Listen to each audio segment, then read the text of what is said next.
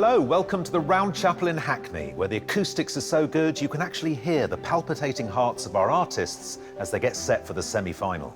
Now, our artists are always talking about the tonal quality of their work, so perhaps today they'll talk about the tuneful quality when they know who the sitter is. I'm sure they'll play it by ear. Welcome to Portrait Artist of the Year. Over the last 8 weeks, some of the UK's best amateur and professional artists have competed to paint striking portraits of some especially eye-catching sitters. Make me beautiful, please. It's me. Heavens to Betsy. I have so many questions about this, I don't know where to start.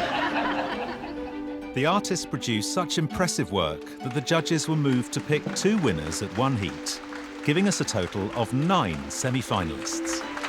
I can't believe it. I'm going to be in shock for a very long time now. Having made it to the semi-final, artists are all too aware of what's at stake. A place at the final and the chance to win a £10,000 prize to paint Sir Tom Jones for the National Museum of Wales. They'll be drawing on a wealth of expertise. A lot of people find hands very difficult. Because they think hands and then you get sausages. But for any clues as to how they're doing, artists must look to our judges.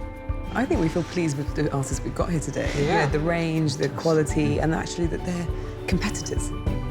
So, under mounting pressure, artists must draw on every last drop of determination to deliver their best work yet. How are you feeling? I'll be okay. I'm not sure you will. I think we need to call someone medical.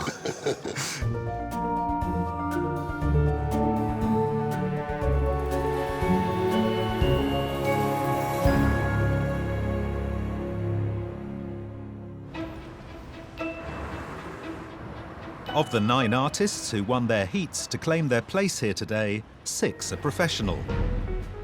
Emile Nicola, Archie Wardlaw, Fatima Pantoja, Duncan Shoesmith, Catherine McDermott, and Jeffrey Harrison. The heat felt awesome just to be there, but if you've won something, you kind of get a taste for it. So now it means a lot more, the stakes are higher. And the other 3 are amateur artists: Sarah Lavelle, Annie Lee, and Tom Mead. I'm feeling terrified, to be honest. When I start painting, sometimes you just get in the zone and you can lose yourself. So just pray for that, really. Today, we brought our semi-finalists to London's Round Chapel in Hackney, which opened its doors in 1871. Once a place of worship, it's now a popular venue for musicians and artists. Oh, wow. That's amazing. It's awesome, isn't it? The minute you walk in, it has such a strong sense of place. It's incredibly uplifting. It's got to influence our artists and the way they make their work today. We've given them quite a challenge in the semi-final. We're looking for more narrative, more texture, so we're going to have to get tougher with them today to work out who's going through. We understand portraits to be about what people look like, and what I want the artist to do today is get beyond the surface and try to capture the spirit of their sitter and tell us all what it's like to be human in the 21st century. So, which 21st century celebrity will the artists be painting? Artists, congratulations on making it through to the semi-final.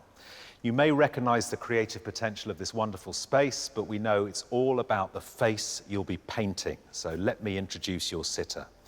He's one of Britain's most celebrated jazz artists. Please welcome Courtney Pine.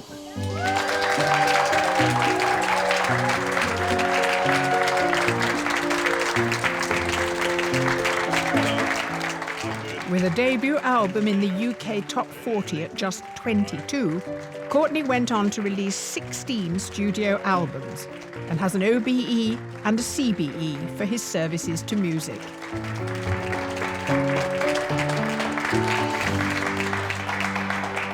Well, Courtney, you're very, very welcome. I must say I'm really excited about today because I've never done this before. Never sat for a portrait? Never. How do you think you're going to find sitting still for 4 hours?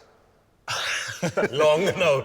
I'm really excited. She's my favourite. Yes, I noticed you brought a friend. Yeah, and to be spending 4 hours with her is not a problem. So you're going to be holding her the whole time? Yes. If that's okay with you guys. Yeah, awesome. Now, Courtney, you have synesthesia, is that right? Well, I'm a jazz musician and I improvise. And I've developed this thing where I actually feel shapes for notes. There's certain notes that have certain physical shapes in my mind, somewhere over here. You know? Amazing. I don't know if it's a good thing or a bad thing. It's worked for you. Well, it's working. It's working for you. And it's a wonderful space. The acoustics in here are amazing. Could I try them? Would you? Yeah, I'd love it. Could I test the... Yeah. We'd love that. Thank you. I don't know what's going to happen.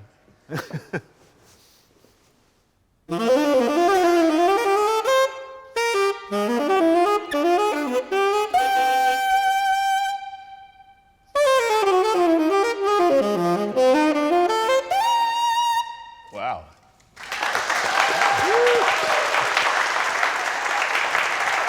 Hello. That was fantastic. Thank you. Now, artists, because you've now reached the semi-final, the judges expect a little bit more.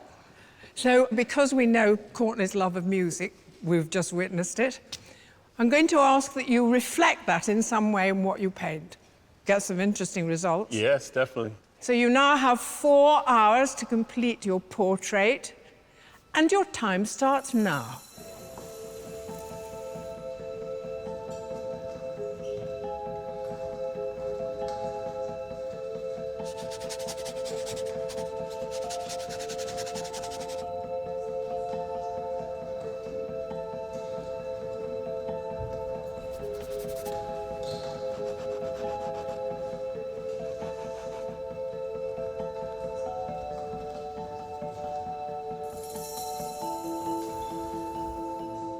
Most artists will have arrived here today with some sort of plan in mind.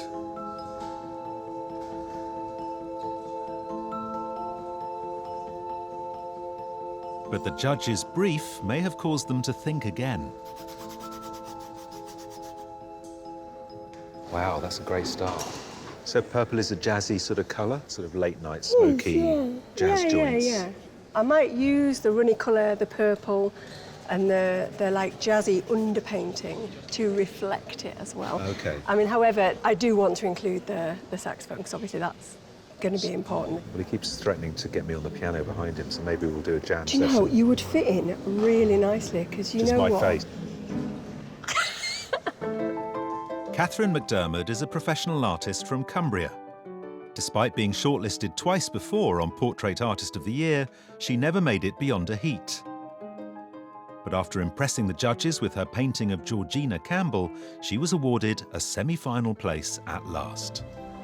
So you're not a stranger to the Portrait Artist competition? No. Do you feel you've got to the semi-final and that's the achievement, or are you now desperate to get into that last 3? I'm quite competitive. Right, OK.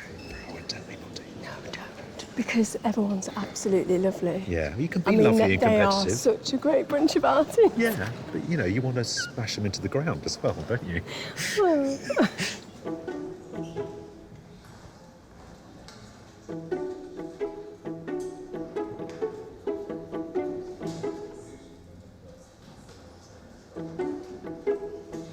he's tremendous. Great face, great character, fantastic musician.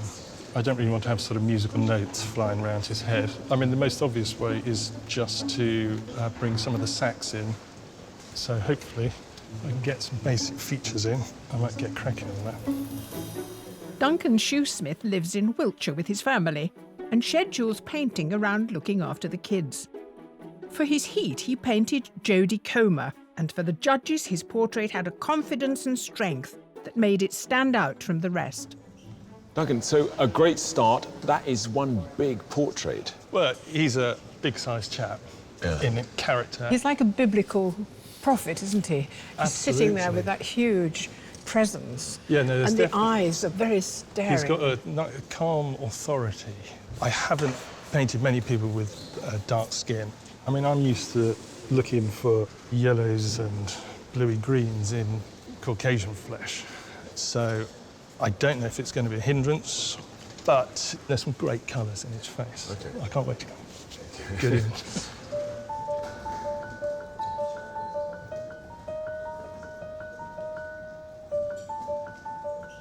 Beyond getting likeness and colour tones correct, artists also need to convey a sense that their subject is a real person, engaged in his own thoughts.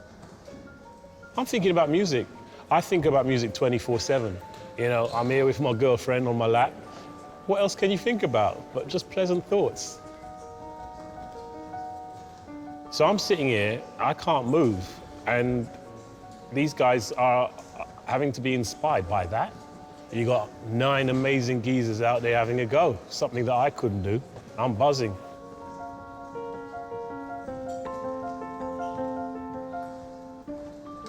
Hi, Sarah. That idea of texture or context that we were asking for, where are you going to bring that in, do you think? I'm listening to him right now. Oh, so wow. it will Clever you. filter through onto the page. Yeah, that's interesting. There's a sort of osmosis. Hopefully. Yeah, from the ear to the hand to the canvas. Yeah. Sarah Lavelle grew up in the Cotswolds, but plans to move to London after finishing a degree in illustration. In both her submission and her portrait of James Purefoy, the judges loved her use of pale colours to show the figure against a broad, sparse backdrop. This doesn't seem to be quite the same way you painted James Purefoy. Have you taken a new approach? I got quite excited by this painting. Oh, I think okay. it's so different to anything I've ever done before. And you've gone quite small and his head's quite low down. I usually have like a lot of space, but I think I didn't want him to get lost. He's a large character. So trying something completely new in the semi-final. It makes sense, yeah. Going with what you feel.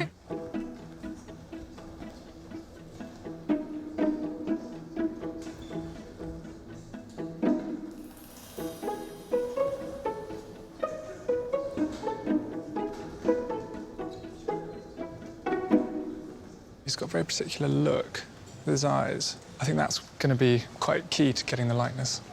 I'm trying to sort of have kind of more rhythm in the brushstrokes to try and get a sense of that musicality, but we'll see how that goes. Archie Wardlaw studied classics, philosophy and Mandarin at university, but discovered his true vocation training at the London Fine Arts Studio. The judges thought he captured Beverly Knight's liveliness at the Heat, but they also loved the way he handled the reflective set behind her. Archie, you have one of the most distinctive styles of painting of anyone we've had. Your sort of grand, elongated gestures. Yeah, I'm trying to use the reach to get away a bit, and so you end up kind of fencing quite a lot. It's lovely. I passed 10 minutes ago, and Courtney, it looked like from a distance, like a young Queen Victoria. I think there is quite a lot of Queen Victoria in him, though. And you want to bring it out? That's what I wanted to capture first, and She was a massive sax fan. Famously. Yeah, you have to say that right. You have to be thrown in the tower. The artists are almost 1 hour into their semi-final challenge. I have never painted a saxophone before, and I didn't really want to take on the whole thing. But I really love jazz, big fan, so very cool.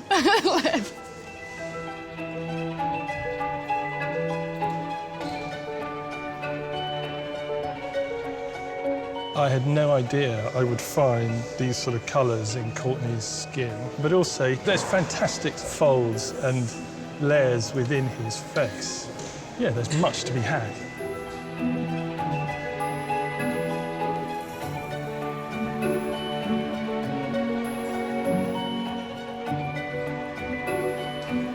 It's getting there. I feel better than when we started. It's nice to get something to work with, at least.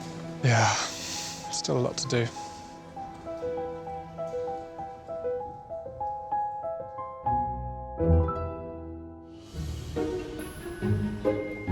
Here at the Round Chapel in Hackney, our semi-finalists are 1 hour into painting jazz musician Courtney Pine.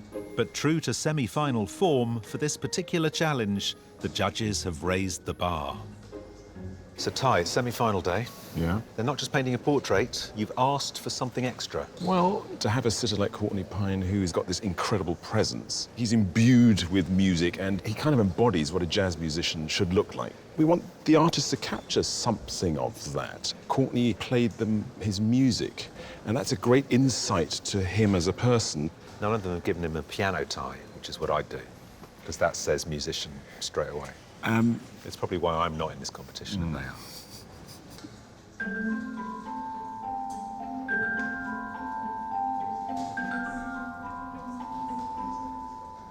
When Courtney walked out, that's when the ideas start, and by the time we actually start painting, I had something ready.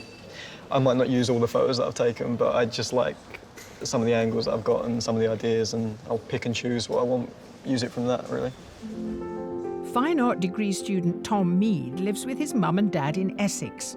With a passion for film and stop-motion animation, he tries to capture movement in his paintings. But beyond technique, the judges felt he also captures something of Daniel Lismore's grace.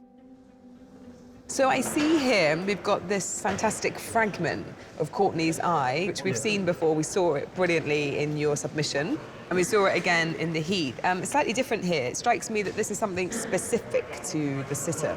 Yeah, definitely. I was quite conscious of it becoming gimmicky, and that's the last thing I want. I've been quite lucky with the sitters. I think I've had really nice shapes to the faces, and I like to try and get that in. Is it quite a nice thing to paint in that way that you do, with all these lovely bits you can get into? Yeah, it's nice to take sections, and I think if I was at home, I would be enjoying this a lot more. It's just that at the moment, it's just the stress of, can I get all these tiny little things in there in the time limit?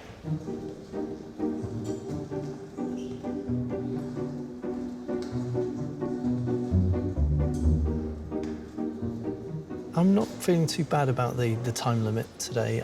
I think there might be some sacrifices with detail. Key bits I think I'm good for. He's got kind of, in my painting, a bit of a far-away look as he's cradling the saxophone, which I like. It's like the look a parent has with a child. It's going to sleep, feeling content. Jeff Harrison works part-time as a building manager for the London Samaritans. The judges liked the detailed style of his submission, but felt that by adopting a looser approach to painting Matthew Good at his heat, he created something with real character.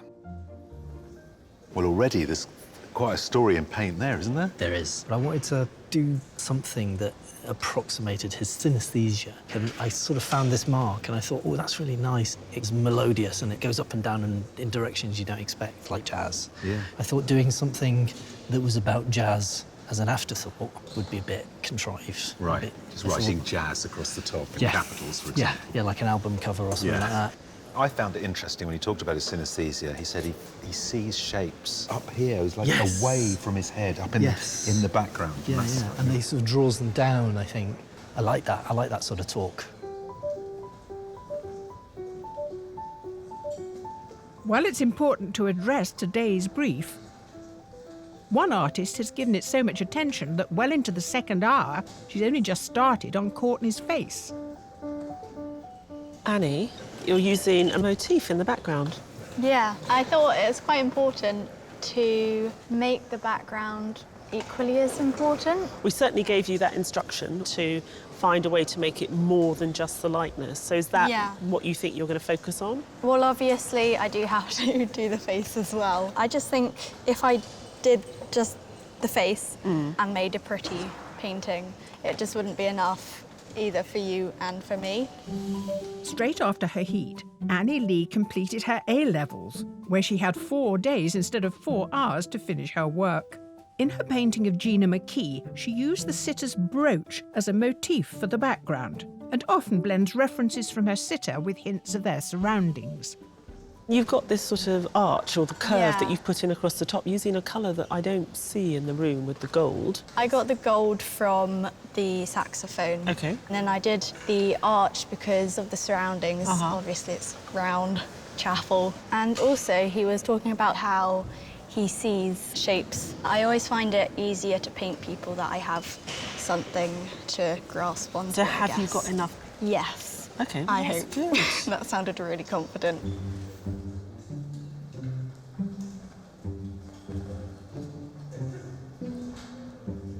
It's really inspiring. As a jazz musician, I'm always trying to inspire everybody else in the band, but I've been just sitting here and watching the creativity through the actions and the expressions that they're giving when they're playing their music, playing their canvas.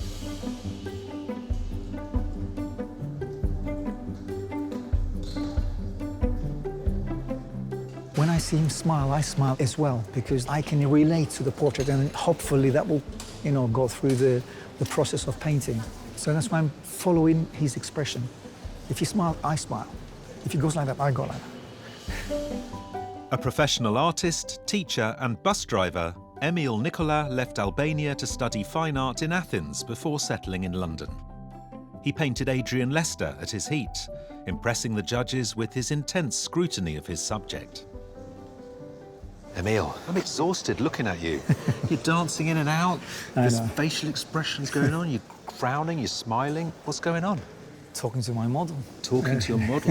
I have to say, I did see you pull a very upset-looking face a few minutes ago. Yes. What was that about? This beard. I've used a lot of white, and that could be the danger of getting chalky. We would say the eyes are going too well. I could fix it. Still have time. Fix it, fix it. Yeah, yes, that's the next process.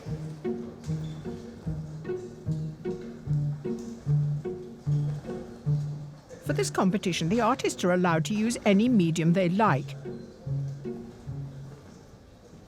And while many have a favourite, they sometimes feel that decision is made for them.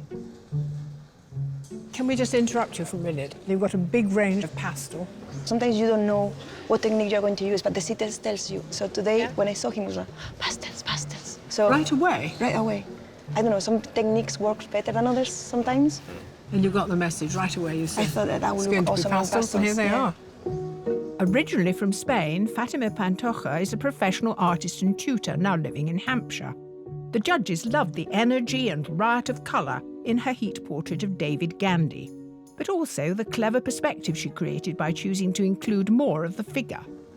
I've noticed already that you've got the hands sketched in. Because he talks with them, not just the instrument, you need the hand to talk as well. So in this particular case, it's a must for me to put them in there. So there's a lot to work with, is this what you're saying? I think so. You just put the colors where you see them, the lines where you see them, the planes where you see them, and they work. And the hands appear. A lot of people find hands very difficult. Because they think hands, and then you get sausages. I like that. Think hands get sausages. The artists have just 2 hours left.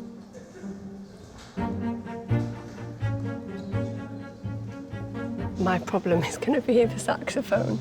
I need to make sure I spend some time on trying to make it look like a saxophone and not just a yellow splash.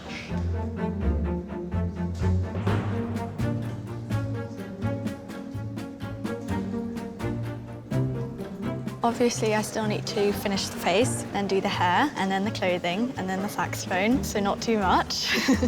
I think by the next hour, I'd like to have finished the face, but I don't know if that's actually going to happen.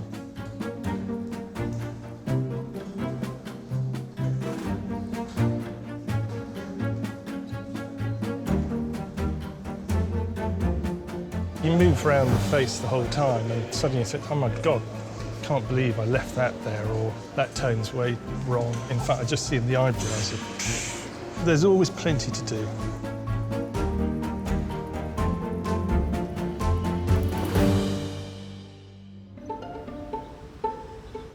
Here at the Round Chapel in London, our artists have been painting Courtney Pine for 2 hours. And while many are consumed with their own progress, it's hard not to notice what's happening on the other canvases. Wow, there's so much life coming off yours. The sax is going as if he's playing it. Yours is awesome as well. Mine looks a bit sad compared to yours. I'm going to make Courtney a bit happier. OK, it's half time, and you're allowed to have favourites or ones that you think are doing particularly well. Let's start with Tom. He's using that theme that is the double face and the idea that it's all slightly sliding away. He's kept that up. I like that, don't you? Yeah. He's looking at cubism, and the cubists spent ages painting musical instruments in this way, so it's a really lovely reference point for us. It's one small figure and quite a lot of space. I always worry that he has to put something in the background to kind of tie the figure down, but he seems to find a way around it. So that, yeah, I'm a bit worried about that. What about Annie? How's she doing? I'm a bit worried about Annie. I think that it's a slow start, and I think there's a problem with the likeness. Love the fact that she's reintroduced the motif in the background. It's a very distinctive style, and Well, I think it's a bit that's repetitive even. well, you know, sometimes style can be repetitive. Mhm. It sort of identify an artist, I suppose. Duncan knows what he's doing. I was hoping when we set out our stall today that our artist would step out of their comfort zone. I don't think Duncan has done that, but he is a great painter. But I think he's turned the volume up on what he normally does, because that head is even larger. In a way, I do think he's giving us more, potentially more of what we've seen, but I don't necessarily expect him to shoehorn in something which wouldn't be his approach. Archie was always full of promise when he won his heat. Yeah. How is he doing today? There was a smoky quality, which I think is very beautiful. And I would like to say to him, OK, can you refine that without going too far? But we know he likes to add paint on and get more detail in, and I think that atmosphericness will evaporate. I love watching him work. I think putting him next to Catherine was ideal, because they have a very sort of direct way of painting, which I think is very sort of symbiotic between the two of them. I mean, I think Catherine's doing a fantastic job. I mean, there's lots there, great composition. I think I'm worried about her overworking it. And I think they've all responded really well to the sitter. You know, even if they've struggled at the beginning, they're all just so impressed, and they've really forged that connection with the sitter. Zara has done that particularly because she's channeling Courtney Pine through her headphones. What do we think about the work? My problem with Sarah is she always struggles a bit with likeness. But having said that, I feel a really strong sense of him, very strong sense of him and his character. I think there is some sort of maybe spirit that she's very good at capturing. I think we feel pleased with the artists we've got here today. You know, the range, the quality, and actually that they're competitors.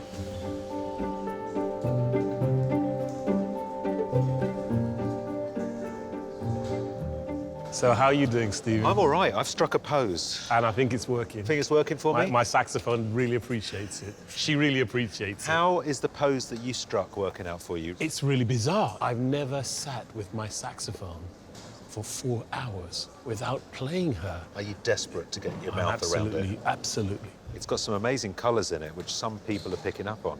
What are you guys judging? Is it marks of straight lines? Is it marks of squiggly lines? Is it the colour composition? It's a mix. It's an enigmatic mix. And also, it's a time constraint. It's like it's a knockout. You got you got X amount of time. Maybe not the comparison we were looking for. Come through with a massive head. Exactly. That's for the old school people who remember it's a knockout.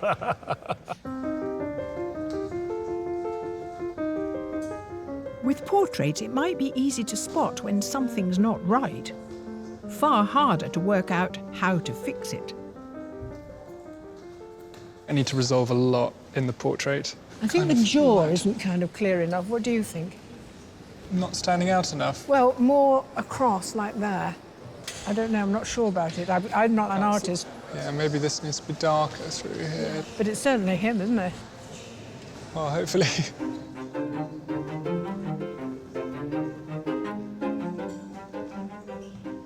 I was a bit worried about you earlier, Jeff.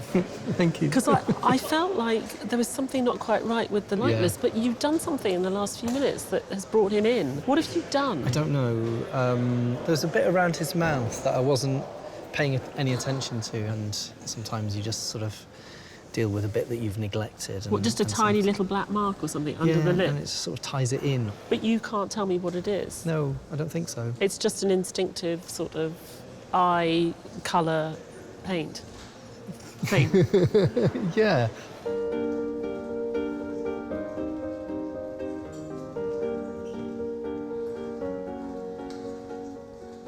Tom, I'm interested in your composition. His chair seems to be disintegrating. His face has got an eye and a bit of beard, and it's saxophone. And you see there's a little pink square there, which is very beautifully placed. Is that part of expressing Courtney's personality? I mean, you could almost, maybe I'm reading into my own work here, but you could read it like music. I like the kind of, the idea of that. Just sometimes aesthetically, something just seems to work, and you just kind of go with that. That's a very nice way of putting it, that there is this kind of rhythm through it, isn't there? Yeah, I hope so, yeah.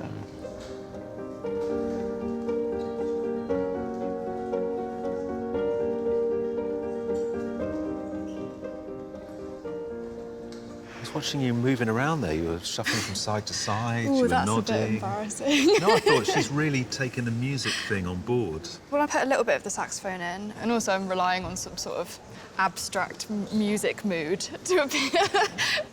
Yeah, getting quite tired now. Come on, Sarah. You just got to paint that bloke over there, throw a bit of music in, and you're in the final. Come on. Absolutely.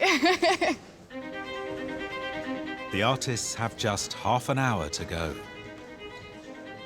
Annie, we're going to have to talk about the saxophone. It's drawn in, but it remains completely unpainted. I'm not going to paint it for artistic reasons. Tell me, tell me. If I painted it, Yeah. it would become too similar to these elements. So by unfinishing it, Yeah. it becomes more important. Yeah. Okay.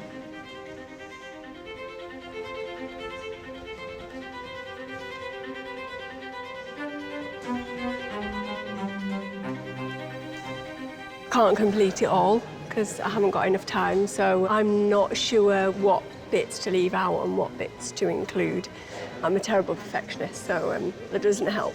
I'm not panicking too much yet.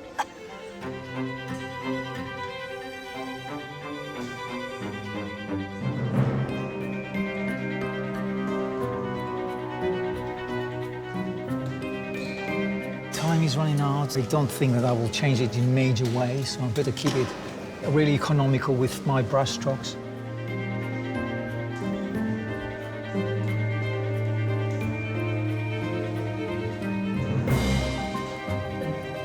Brought some musical elements in, pleased the bosses, and I'm shot. I'm completely shot. Power of conversation's gone. Just about hanging in there.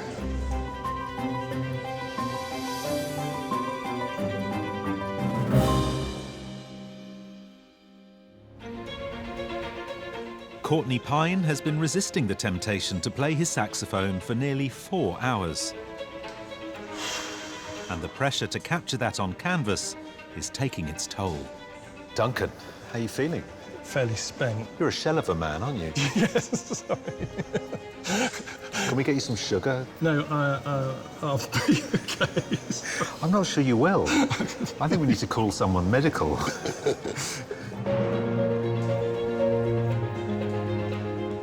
Bit more to do on the saxophone. Quite like to perfect the hands a bit. How long have we got left? 20 minutes or something?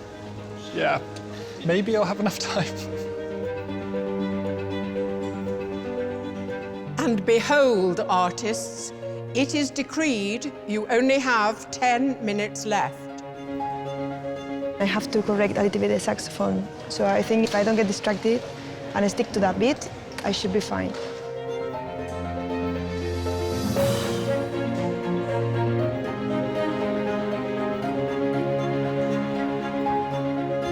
I'm always just relieved that I've got a face down and there's 2 eyes, a nose and a mouth, or 3 eyes in my case. Artists, you have 5 minutes.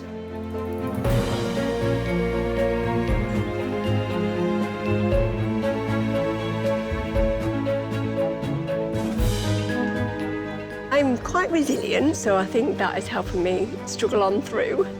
I don't know whether you can quite tell it's a saxophone now.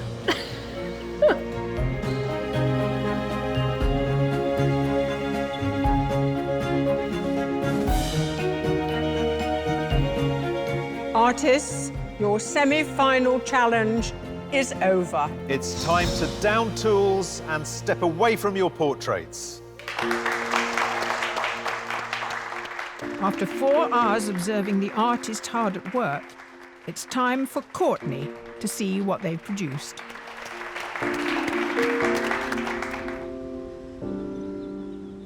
You did it.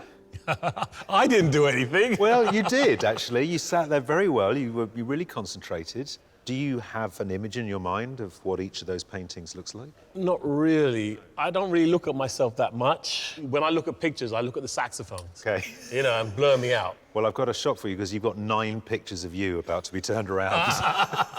So it could get a little bit freaky in here for a second. Yeah, I might explode. Are you ready for this? No.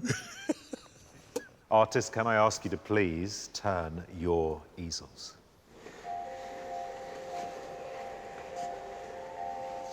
They done it? Yeah. Oh, wow. Amazing. Well done.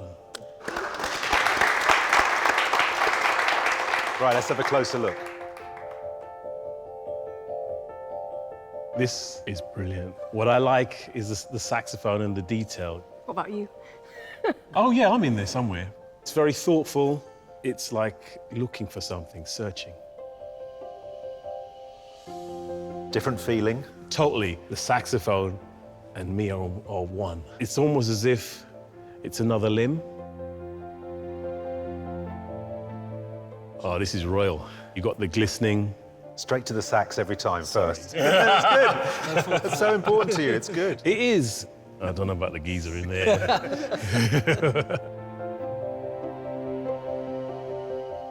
This is brilliant. There is so much radiance and energy coming from this picture. It's alive, isn't it? Yeah, and I love the expression. Thank you. I love the way the act of making music is incorporated. The geezer's there like, he's happy, isn't he? He is happy. This is so good. There's shapes. The saxophone is in another dimension, and the expression searching for something else. It's like the sound is traveling. You can see the sound traveling out of the horn, the bell. Sort of electricity or something. It is, it's moving, it's moving. It seems like you've captured a moment. The importance is on the person, which is me, but there is a saxophone there. Hint of saxophone. It's so fragmented, a picture of many dimensions. That's a really nice way of putting it. They've all been very unique, but this one is over there, proper. Right, Courtney. Yep. You've got 9 portraits here. I want all 9. You can't have 9. Oh. You've got to take 1. Whew. Serious, I have to have one. You have to have 1. That one.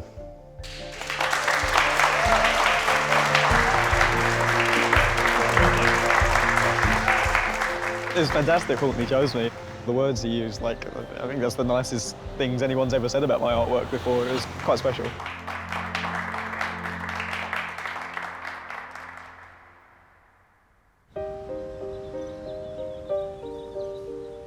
While the artists take a break outside, the judges share their initial thoughts on today's portraits. Well, I'm not sure what the collective noun for a group of Courtney Pines is, a tremolo or a scale of Courtneys, but we have 9 extraordinary portraits. I think we've had a really strong semi-final. Well, it wasn't just Courtney Pine, it was Courtney Pine with saxophone. Yeah, I think they all responded to the brief, including the musicality in some form. So if we start with Catherine. Yeah, the composition is fantastic. I've always liked the way Catherine puts paint down. It's very clean, the colours are beautiful, and she has a good understanding of surfaces. And those fantastic eyes that were so expressive throughout the whole day. It's got an incredible sensitivity to it, I think. OK, Archie? There's a sort of tenderness to this painting. He sort of caught him almost in a melancholic way with that sort of smoky quality that he uses. Of all the instruments, his is my favourite. And then we have Jeff. He's caught Courtney's expression, which was slightly tired, but on. I think the head's rather small, though, isn't it? It does feel like it's like might be out of proportion to I think it is a little bit on the small side. He might be one of those artists who likes to play a little bit with perspective and scale. Fatima's exuberant, colourful Courtney. She's added a jazziness to it with geometric shapes coming out of the saxophone, which pushes it over the edge a bit for me. You got the feeling that he was desperate to play the thing, that it had music in it and he wanted to get at it. So I think she got a bit of that. Then we have Duncan's strong, symmetrical portrait. Feels, you know, tender. Those don't feel like sort of menacing eyes at all. There's a nice way that he holds your gaze. What I feel when I look at the portrait is it's almost as if I've gone beyond the music and I'm closer to the man who is Courtney. Then we have Annie. Every bit of mechanism on the saxophone is drawn in. Actually, it works very well being left white. She's only 18, she's only just done her A-level. Hope she gets major A's. And I really think that Annie is someone to keep an eye on. Great, and then we have Emil. Emma went quite fast, had something really interesting, and I think he probably could have held back a little bit more. That wonderful dynamism, we were worried that he would lose it by this stage, but actually I think he's sort of managed to keep it. What about Sarah? I was asking her about likeness, and she actually said, you know, I approach likeness from what I feel about the person, and if she caught him in a sensitive enough way, that musicality would come through. And I think it is a very sensitive portrait. I think, you know, introducing this new kind of richer, complex colour palette, she was sort of letting us in to the studio and watching her experiment, even though it was a very sort of public thing that she's doing. And then at the end, Tom. I feel with Tom, I'm looking at a film like The Matrix or something. Very clever. He responds to what's in front of him, and I get that feeling when I look at his work that I get drawn into a different world with its own rules. I mean, you have 9 fantastic portraits there. Well, you've got a big range to choose from. Yeah. Go for it. Thank you. In order to identify 3 finalists, the judges consider not just what's on canvas today, but also potential. I find this stronger than that one. Well, this artist, I think, is more of a risker than that one. We've also got 2 very solid artists here, so if we're going to take a risk... I just take this one and then put those last 3, see if we have a good spread. I mean, we've got 3 very specific styles. So we're going to get 3 very different-looking commissions. I could live with all 3 of these. Yeah.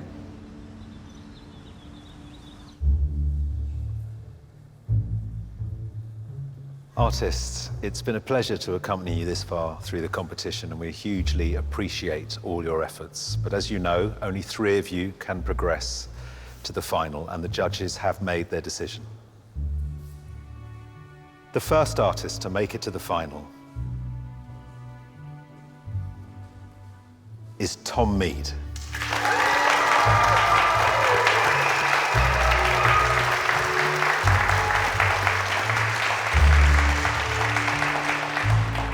The second finalist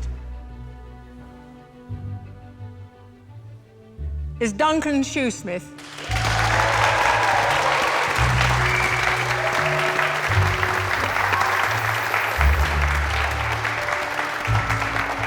The third finalist is Sarah Lavelle.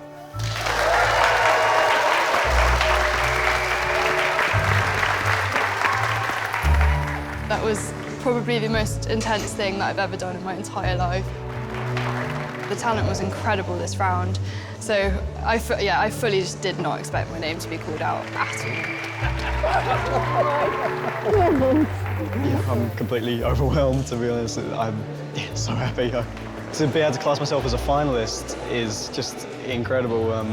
No matter how well you think you might paint, I think on the day, you just can't call it. It's been really, really tough, but just so exciting. Shocked or what? I'm thrilled.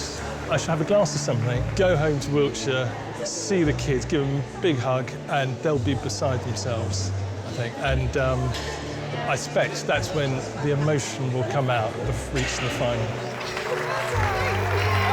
This was our best semi-final ever. Everybody painted a wonderful painting, so this was a really hard decision. And we chose Sarah, Tom and Duncan because we feel like we've got 3 really interesting artists. Sarah, she's intriguing, she's young, she does it in a strange way. You've got Tom, who's got this very distinct visual language. And you've got Duncan, who always produces these very solid paintings. So I'm really excited about this final and to see what they do next.